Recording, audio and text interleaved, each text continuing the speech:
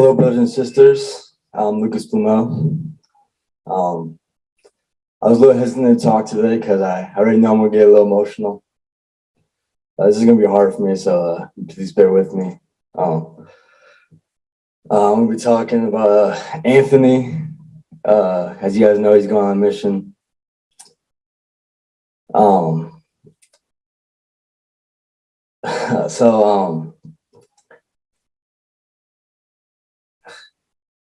First of all, thank you.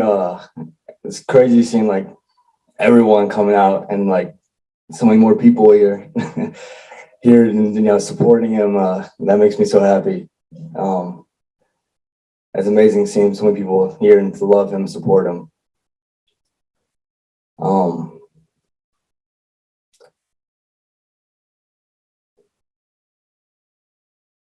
I know Peru is gonna get an amazing missionary with Anthony. I've had a lot of time to think about this because throughout our whole life, me and Anthony have always like been super close, like inseparable. We've never been apart like more than a couple of days. So this is, you might say it's a little dramatic, but 2 years is pretty huge for me. 2 years apart. And also, when he comes back, I don't know where I'll be. I might, I could be on mission. I could be to college, so I could be gone. So it could be more than 2 years. So it could be a very long time I don't see him. So that's it's pretty huge. So I've had a lot of time to think about it, and it's tough because he's always been there. And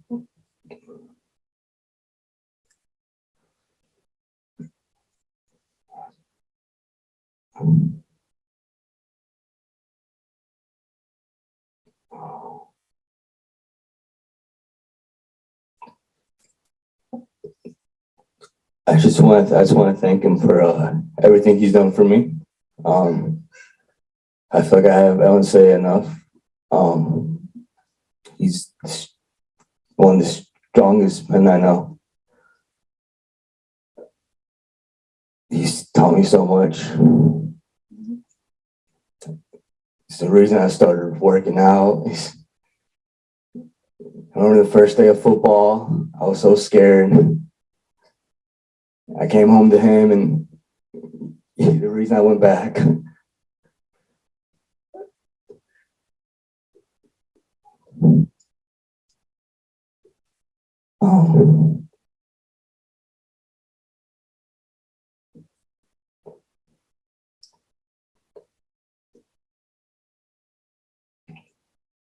He's always been the most caring man I know.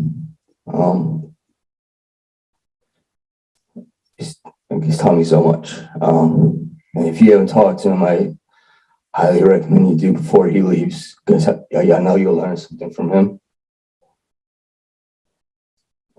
No matter how old you are, you will learn something from him. He's the smartest man I know. So please talk to him. I'm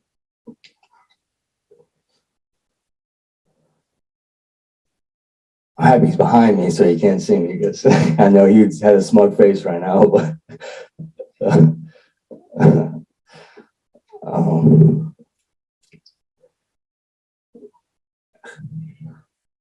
I'm just so proud of him, and I'm a little selfish, but I'd be lying if I can't say it's a little part of me that kind of wishes he's staying here a little longer.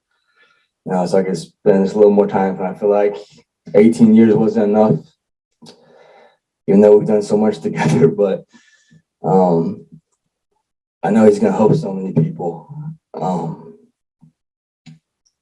and those people are so lucky to have him. I say his name, Jesus Christ, amen.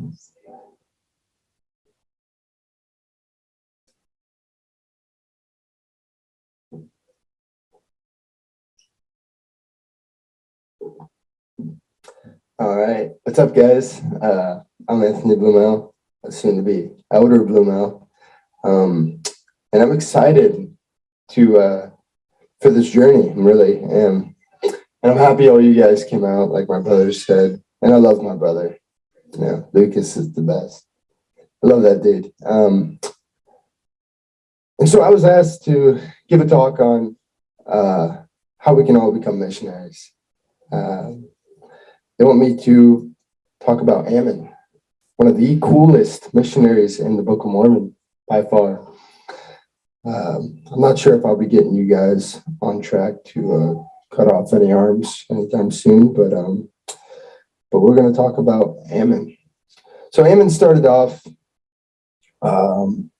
like some of us, rebellious and with a giant head.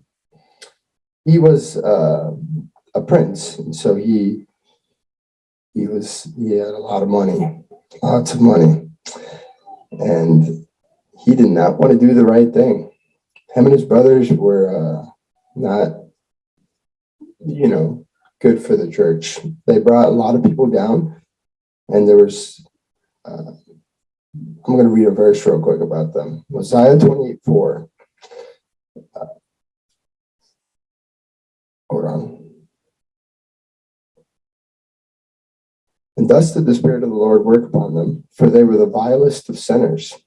The Lord saw fit in his infinite mercy to spare them. Nevertheless, they suffered much anguish of soul because of their iniquities, suffering much and fearing that they should be cast off forever, which they did not get cast off forever. So that was good. But the Lord worked on them through the Father's prayer, and they were brought back into the fold, and they believed in church and in Christ so much again that they decided to go on missions. But you can't just decide to go on a mission. You actually have to prepare. And so these guys, these brothers, they all prepared very well to go on missions. Probably one of the best preparations ever done. So it was said that they prepared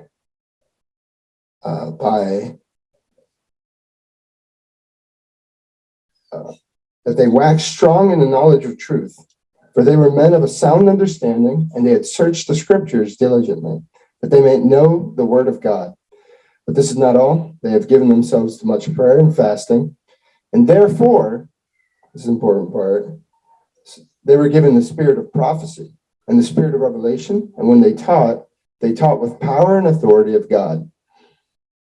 These men, they prepared themselves, and because of that, the Lord granted them power, authority, the spirit of prophecy, and the spirit of revelation. Those are some good missionary tools. It really set them up for what they were about to do. At least Ammon. One of them got imprisoned. So Ammon and his brothers prepared themselves very well. And I want to talk a little bit about preparation, because we all have to prepare to be missionaries in this life, because we're all missionaries. We're all constantly doing missionary work. We all need to be doing that. Well, if you're a father, if you're a mother, you're a missionary to your children. You were the first missionary to them, teaching them about the gospel and about the word. And if you're a friend, you have a responsibility. Teach your friend by example or by your words of Christ's gospel. And so I'm going to share some of the things that helped me prepare to serve my mission and to be a good missionary, hopefully. First and most important, I have to thank my great parents who helped me. My parents brought me up, get emotional over them, I don't know why. They brought me up to get to a point where I can go on this mission. They encouraged me to go on a mission for as long as I can remember.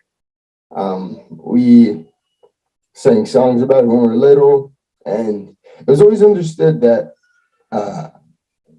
we were children of God and that we had a purpose, and that the mission was a big part of that purpose. And with my father, being a mission was such an important part of our family. It built our family from the ground up. If you know, like the story, my dad met my mom on his mission. And so that is our family, a missionary work. So I love my parents. They're a huge part of why I'm here. I've attended church my whole life, mainly due to my parents again, but I've gone here every Sunday. I've prepared to get to this point, for the scriptures, Sunday school, priesthood, all the good stuff. My callings, I was given callings in this church, such as president of the Deacons Quorum at one point. Then I was an assistant to teachers quorum president and priest assistant thing. I forget what the calling, but it was a great calling, and it helped prepare me to get to this point. So I'm very grateful for that. It's an opportunity and responsibility to serve the Lord in my mission and my calling as a missionary. So now I have the actual calling to serve as a full-time missionary as a young man, but we are all missionaries, so you don't need that calling. I studied the scriptures in seminary, and just overall, I've studied the scriptures, but seminary is a big part of that. I've had great teachers, great friends. I've read and studied the Book of Mormon, and I know it to be the Word of God. I've had family evenings that I've had ever since I can remember. I've had a Monday or Sunday night evening, family evening, and they were. I've taught lessons in them for as long as I can remember too. I was like 8 years old teaching a lesson to my family about how to repent. And that prepared me to get to this point as well. And then I've tried to live a clean life. There's been temptations, there's been struggles, but I've tried to do what is right. And if I do mess up, when I did mess up, I repented and I came back. And you always can. And so no missionary is perfect. They all make mistakes, just like all of us. And we all are missionaries. And so if you have any of these apply to you, great, you're set up. You can start. You're ready to serve your mission just as well. And so preparation is an important part. But I think we're all here. So I think we're all prepared, at least a little bit, to go out there and serve. So Ammon went on his mission. He went to the Lamanites, and he sought out to spread the word. And I have a verse here. And so, but this mission provided them with great joy, but not without its struggles. Verse 5, so they have all those blessings that we talked about, but in Alma chapter 17, verse 5, they say, now these circumstances which attended them in their journeyings, for they had many afflictions and did suffer much, both in body and mind, such as hunger, thirst, and fatigue, and also much labor in the spirit. So I don't know if we're going to be feeling much of the physical parts, but I know we'll feel the labor in the spirit. It's a hard thing to go out there and preach. And, sometimes there can be consequences, social consequences, which we don't want to deal with. Talking to your new coworker about your religion might put them off, and that's hard to do. And that is, I understand that is hard. But the joy that comes from it makes it worth it. There's no greater blessing that you can bestow to someone than missionary work. It's the greatest of knowledge that you can give someone. I have a verse here.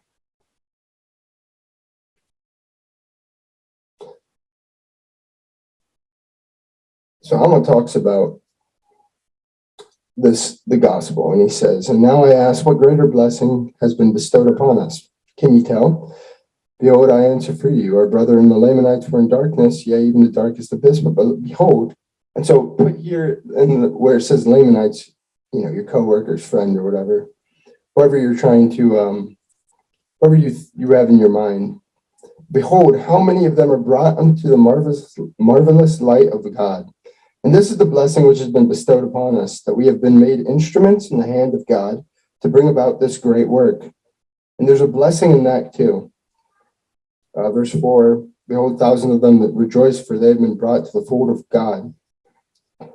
Behold, the field was right, and blessed are ye, for ye did thrust the sickle, and did reap with your might, and all day long did ye at labor, and beheld the number of your sheaves. And they shall be gathered into garners, that they not be wasted. And they shall not be beaten down by the storm at the last day. And so you are protecting them. You're giving them something that will set them up for life, and you're protecting your friends, these people that you love. And so this is a great blessing to be a missionary, for not just you, but for those you're teaching.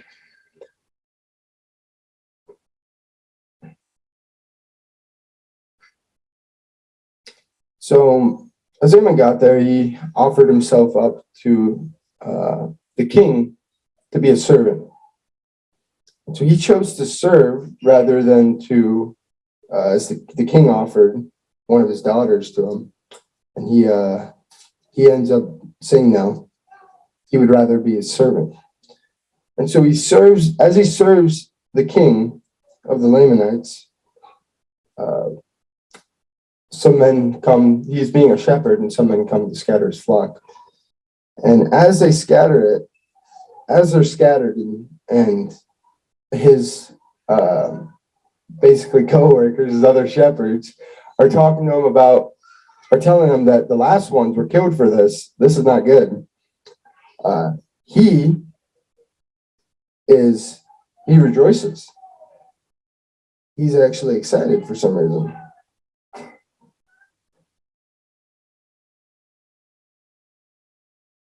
Give me 1 second. I'm going to find this. Here we go. Verse 17:29. Alma 17:29. Now when Ammon saw this, his heart was swollen within him with joy. For said he, I will show forth my power unto my fellow servants, or the power which is in me in restoring these flocks unto the king, that I may win the hearts of these fellow servants, that I may lead them to believe in my word. So he saw in the scattering of his sheep a missionary opportunity, in a place that no one else would see a missionary opportunity. That is weird to see that, my work has been messed up. I'm about to die. This is a perfect opportunity to spread the gospel. And I think that shows something about Ammon, about where his sight was. He understood, he had an eye single to the glory of God. He saw the scattering of flock as an opportunity to serve. What could we be missing in our lives if Ammon was able to recognize this seemingly unrelated event as an opportunity for missionary work?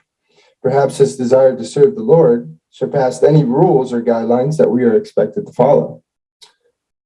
Perhaps Ammon had an eye single to the glory of God instead of an eye that has God in the peripheral, focusing on work or other important matters in our life instead. Keeping God in the peripheral is not how you do missionary work. And you're going to miss a lot of opportunities living that way, that are opportunities made. Imagine the opportunities Ammon would see in our world with an eye single to the glory of God. He would see, imagine what he'd do with the internet, with all the opportunities he would see with that, if he was able to wrap his head around it. A little old, I guess. And Another thing Ammon was really good at, he was bold when he needed to be bold. I'm not saying be bold all the time, but when the Spirit is present, that's your opportunity. That's the Spirit telling you, you need to be bold. Whenever the king speaks to him and asks him, who are you? Are you some type of great spirit? He replies, chapter 18, verse 24. And Ammon began to speak unto him with boldness, and said unto him, believest thou that there is a God? Straight to the point. And the king didn't even know what to say. He didn't even know what a God was. He maybe went a little too bold. He had to backtrack. He had to say, you believe in the Great Spirit? Yes. And then he had to get him to understand this whole ordeal. But he eventually got him there. And so he was bold. He was bold when the Spirit prompted him to be bold. And that's what we need to do when you feel the Spirit. Boldness. Even though it might be hard to, some topics are a little iffy, and you don't want to, talk about religion in some areas. But if you feel the Spirit, let go of those guidelines, those rules. Say what you need to say. The Lord is telling you to. I believe Ammon was doing what he was supposed to do, where he was supposed to do it. And because of that, he was given the opportunities, and he was able to see the opportunities. It's like my dad always says, be where you're supposed to be My dad doesn't say it's enough. Hold on. Yeah, do what you're supposed to do, where you're supposed to be doing it, or something like that. I don't know. He says it a lot though, and it's kind of cool. It's like missionary work.